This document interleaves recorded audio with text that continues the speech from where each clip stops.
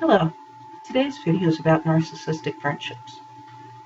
Many of us who've been raised by narcissistic parents seem to end up with many other narcissists in our lives.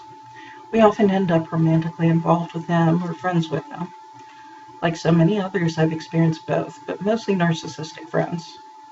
I've also found precious little information available about narcissistic friendships, so I decided to tackle the topic myself. People who come on too strong when first meeting you can be narcissists. That new friend who just met you yet wants to spend all their time with you, or claims you're their best friend, may be a narcissist. In all fairness, some folks who act this way are simply very insecure. But even so, you should be aware that this is a possible sign of narcissism. Friends who talk down to you are often narcissists. Narcissists seem to think they're so superior to their victims, and they certainly don't mind showing that. They act smug and talk to victims as if they're much less intelligent than the narcissist. Your friend who can't be bothered with your problems is also probably a narcissist.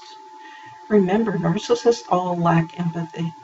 If you tell your friend you have a problem, they're bored, they act as if they can't be bothered, trivialize your problem, or change the subject, these are all big red flags for lack of empathy. If your friendship is one-sided, that's another big red flag of narcissism. A good friendship is balanced. Sure, there's sometimes your friend will need more from you than usual, but there's also times you'll need more from your friend than usual. It balances out. When the bulk of your friendship, though, is your friend taking from you while giving nothing in return, chances are your friend's a narcissist. Narcissists expect their friends to be available to them 24/7 and believe there are no excuses for not being available. Narcissistic friends have no problem calling at 1 o'clock in the morning, even if they know you have to be at work at 5. If you don't take their call, they're going to say you're a terrible friend and accuse you of not caring and more. They need a ride somewhere, that's what you're for, to provide that ride. In fact, if they need anything, you're supposed to meet that need. If your friend talks nonstop about himself or herself, while never or almost never asking about you, that's another sign of narcissism. Narcissists almost never stop talking about themselves. Overt narcissists probably brag about their fantastic accomplishments or talents. Covert ones may be a lot more subtle, discussing the fantastic things they think they did for other people. They also may discuss their problems or interests nonstop.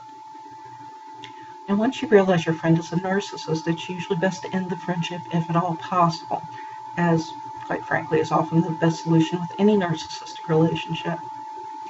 I believe the gray rock method is a really good way to end a relationship with a narcissistic friend. In other words, you become boring to your friend. Take their calls, spend time with them, and do things for them less and less. When they get mad at you about this, pretend it doesn't bother you in the slightest. Show them no reaction, no emotion. If they demand to know why you weren't available, give no excuses. Just say you're busy and change the subject. When they want to talk about themselves, act disinterested. The more boring a narcissist finds a person, the less time they want to spend with that person. Often they get bored enough to discard a victim like this.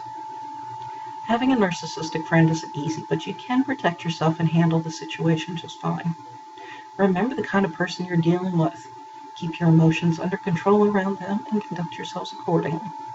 Thank you for watching my video.